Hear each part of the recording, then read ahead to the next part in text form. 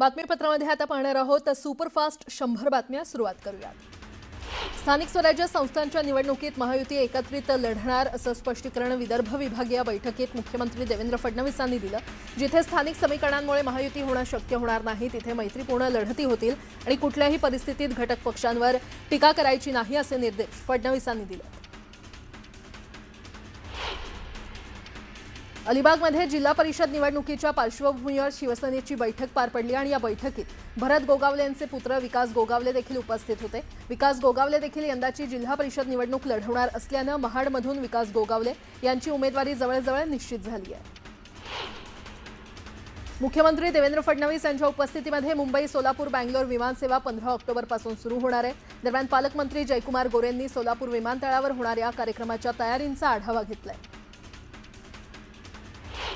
मनसे महाविकास आघाडीसोबत आली तरी आम्हाला फरक पडणार नाही। कोकणातील आणि रायगडमधील मनसेची ताकद कमी आहे त्यामुळे अडचण भासणार नाही असं वक्तव्य भरत गोगावले यांनी केलंय। सध्याच्या निवडणूक प्रक्रियेवर काही शंका असल्याने त्यावर चर्चा करण्यासाठी सर्वपक्षीय शिष्टमंडळ आज राज्याच्या मुख्य निवडणूक अधिकाऱ्यांची भेट घेणार आहे। शरद पवार, उद्धव ठाकरे, राज ठाकरे, हर्षवर्धन सकपाळ यांचा शिष्टमंडळामध्ये समावेश असेल। महाविकास आघाडीच्या नेत्यांबरोबर राज ठाकरे सहभागी होणं हे महत्त्वाचं मानलं जातं। सरकारने शेतकऱ्यांसाठी जाहीर केलेली मदत फसवी असल्याची टीका राष्ट्रवादी शरद पवार पक्षाचे आमदार एकनाथ खडसे यांनी केली आहे। शेतकऱ्यांच्या डोक्यावरचं कर्ज पूर्ण माफ होत नाही तोपर्यंत शेतकरी पुन्हा उभा राहणं शक्य नसल्याचं खडसे म्हणाले। पुणे शहरात अनधिकृत फ्लेक्स लावून आगामी निवडणुकीसाठी स्वतःची जाहिरात करणाऱ्या इच्छुक उमेदवारांना ही चूक महागात पडणार आहे। उमेदवारी अर्ज भरताना फ्लेक्सचा दंड भरला की नाही हे तपासलं जाणार आहे। याचं ना हरकत प्रमाणपत्र नसल्यास अर्ज बाद होऊ शकतो। फ्लेक्सबाजी थांबवण्यासाठी प्रशासनाकडून हा निर्णय घेतलाय। छत्रपती संभाजीनगर जिल्ह्यातील सिल्लोड इथल्या नगरपरिषद निवडणुकीच्या अनुषंगाने मतदार यादी प्रारूप आराखडा जाहीर झालाय। या मतदार यादी प्रारूप आराखड्यावर सोमवारपर्यंत 1519 आक्षेप दाखल झाले। पावसाळ्यात पाणी साचून मुंबई जलमय होऊ नये यासाठी महापालिका दरवर्षी जलवाहिन्यांची सफाई आणि देखभाल यावर कोट्यावधींचा खर्च करते। मात्र गेल्या 5 वर्षात त्यात 53% वाढ झाली आहे। दुसरीकडे तक्रारींमध्ये 40% वाढ झालेली आहे। खर्चात 53% वाढ होऊन देखील मुंबईची तुंबई कायमचीच झालेली आहे। यंदाचं वर्ष आपण संत ज्ञानेश्वरांचे 750 वर्ष म्हणून साजरं करतोय। यावर्षी सरकार संत ज्ञानेश्वर माऊलींवर सिनेमा साकारणार आहेत। याबाबतची घोषणा सांस्कृतिक कार्यमंत्री ॲडव्होकेट आशिष शेलार यांनी केली आहे। भारतीय समाजाचा सौंदर्य दृष्टिकोन झपाट्यानं बदलतोय। आज पाश्चिमात्य सौंदर्याच्या प्रतिमांचं आकर्षण वाढतंय। या बदलत्या दृष्टिकोनातून तब्बल 1 लाख कोटी रुपयांचा कॉस्मेटिक सर्जरी उद्योग उभारलाय।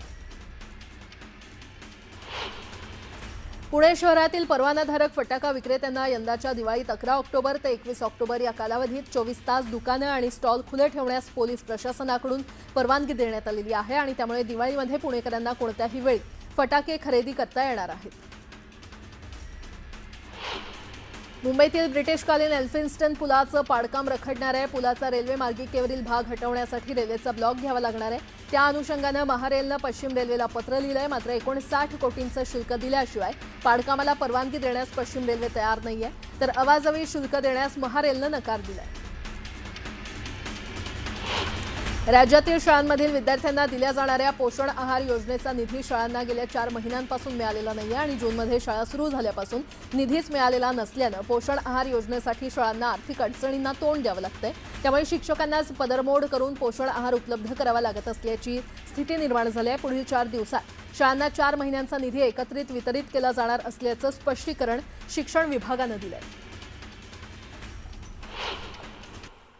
आता एक मोठी बातमी। आगामी स्थानिक स्वराज्य संस्थेच्या निवडणुकीचे पडघम वाजायला सुरुवात झालेले आहेत आणि अशातच आता मुख्यमंत्री देवेंद्र फडणवीसांनी महायुतीचे नेते आणि कार्यकर्त्यांना सूचना दिल्यात। जिथे जिथे शक्य तिथे महायुती म्हणून लढणार असल्याचं फडणवीसांनी स्पष्ट केलं। तर काही ठिकाणी युती झाली नाही तर तिथे मैत्रीपूर्ण लढत असेल असंही फडणवीसांनी स्पष्ट केलं। तसंच कुणीही कुणासोबत जाऊ द्या तरीही या निवडणुकीत भाजप आणि महायुतीचाच विजय होईल असा विश्वासही मुख्यमंत्री देवेंद्र फडणवीसांनी व्यक्त केलाय। कोण कोणासोबत जाईल हे आज सांगता येत नाही, पण एवढं निश्चितपणे सांगू शकतो कोणीही कोणासोबत गेलं तरी महाराष्ट्रामध्ये भाजप आणि महायुती हीच या निवडणुका जिंकणार आहे। पूर्णपणे स्थानिक स्वराज्य संस्थेच्या निवडणुकांमध्ये अतिशय उत्तम यश महाराष्ट्र आम्हाला देईल हा मला विश्वास आहे।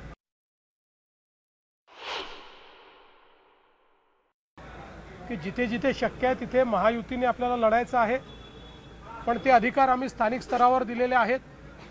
अध्यक्षांनी स्पष्टपणे सांगितलं आहे की स्थानिक नेतृत्व जो निर्णय करेल तोच निर्णय मान्य असेल। मात्र जिथे युती होऊ शकणार नाही काही कारणाने त्या ठिकाणी मित्र पक्षांवर कोणीही टीका करणार नाही। काही ठिकाणी ही मैत्रीपूर्ण लढत असेल अशा प्रकारचा निर्णय देखील घेण्यात आलेला आहे आणि कार्यकर्त्यांनी ते मान्य केलं आहे। लाडकी बहीण वीज माफीसह कुठल्याही योजना बंद करण्याचा विचार नाही। सध्या संकटामुळे आमच्यावर मोठा भार आहे, मात्र सर्व योजना व्यवस्थित चालतील असं मुख्यमंत्री देवेंद्र फडणवीस म्हणाले। तर अतिवृष्टी आणि महापुरानं नुकसान झालेल्या शेतकऱ्यांना दिवाळीपूर्वी मदत देण्याची सुरुवात झाली आहे असं देखील मुख्यमंत्री म्हणाले।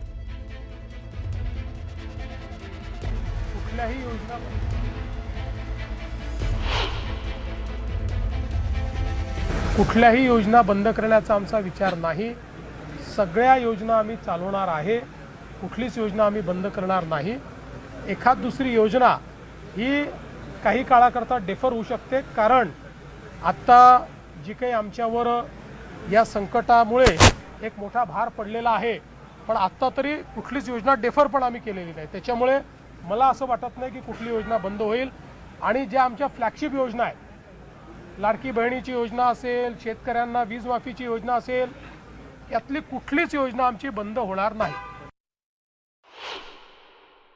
दिवाळीपूर्वी मदत मिळणार होती शेतकऱ्यांना, त्या संदर्भात काय अपडेट? मदत मिळणं सुरू झालेलं आहे। मी जसं सांगितलं होतं की आम्ही बहुतांश मदत ही दिवाळीपूर्वी देऊ इच्छितो, त्याची सुरुवात झालेली आहे। पण याला काही कालावधी लागतो, ते पूर्ण प्रत्येकाच्या खात्यामध्ये पोचायला काही ना काही कालावधी लागतो, त्यामुळे ही मदत देणं सुरू केलेलं आहे। आता एक मोठी बातमी, लोकल ट्रेन उशिरा येत असल्यानं प्रवासी संतप्त झालेले आहेत। लोकल ट्रेन अर्धा तास उशिरानं धावते आणि त्यामुळे बदलापूर स्थानकात प्रवाशांची मोठी गर्दी झाली आहे। दररोज लोकल ट्रेन उशिरा धावत असल्यानं चाकरमान्यांना कामाला जाण्यासाठी रोज उशीर होतो आणि आज देखील 7:14ची लोकल ही जवळजवळ अर्धा तास झाला तरी स्थानकावर आली नव्हती आणि त्यामुळे प्रवाशांची मोठी गर्दी तिथे झाली। दरम्यान मेल एक्सप्रेसला बदलापूर स्थानकात थांबा देऊन त्यातून प्रवाशांना प्रवास करण्याची मुभा द्यावी, शिवाय लोकल ट्रेनच्या फेऱ्या वाढवाव्यात अशी मागणी प्रवाशांनी केली आहे। आणि त्यामुळे प्रवाशांनी आज स्टेशन मास्टरच्या केबिन बाहेर गर्दी करत लोकल ट्रेन उशिरानं धावत असल्यासंदर्भात जाब विचारलाय। आणि या संदर्भात अधिक माहिती देत आहेत आमचे प्रतिनिधी गणेश गायकवाड, आपल्यासोबत जोडले गेलेले आहेत। गणेश, प्राजक्ता, बदलापूर स्थानकात रेल्वे प्रवाशांची सध्या मोठ्या प्रमाणात गर्दी आहे। विशेष म्हणजे दररोज लोकल ट्रेन ज्या आहेत त्या अर्ध्या तासाहून जास्त उशिरानं असतात आणि त्याच्यामुळे बदलापूरकर जो चाकरमानी आहे मुंबई ठाण्याला जाणारा, रोज त्याला लेट मार्क्सचा हा जो विषय आहे तो सहन करावा लागतो। आणि महत्वाची बाब म्हणून इथून एक मेल एक्सप्रेस जाते, तिला बदलापूर स्थानकात थांबा द्यावा आणि ज्या अर्ध्या ते पाऊण तासाने लोकलचा गॅप आहे त्याच्यामधून त्या मेल एक्सप्रेस मधून आम्हाला प्रवास करण्याची मुभा द्यावी अशी बदलापूरकरांची मागणी आहे। मात्र कर्जतवरून येणारी जी लोकल आहे बदलापूर स्थानकात जेव्हा थांबते त्यावेळेस पूर्ण खचाखच ती गर्दीनं भरलेली असते आणि त्याच्यामुळे बदलापूरकर रेल्वे प्रवाशांना त्या लोकलमध्ये चढायला मिळत नाही। त्याच्यामुळे बदलापूर स्थानकातून सीएसएमटी कडे जाणाऱ्या लोकल फेऱ्या वाढवाव्यात अशी मागणी रेल्वे प्रवाशांची आहे। आणि विशेष म्हणजे लोकप्रतिनिधीवर त्यांचा रोष आहे, कारण लोकप्रतिनिधी मतं मागायला येतात मात्र रेल्वे समस्येकडे त्यांचं लक्ष नसतं असं प्रवाशांचं म्हणणं आहे। त्याच्यामुळे प्रवासी संतप्त झालेले पाहायला मिळत आहेत। स्टेशन मास्टरकडे जाऊन त्यांनी या संदर्भात आपला संताप व्यक्त केला। प्राजक्ता, बरं गणेश, धन्यवाद या संपूर्ण माहितीसाठी।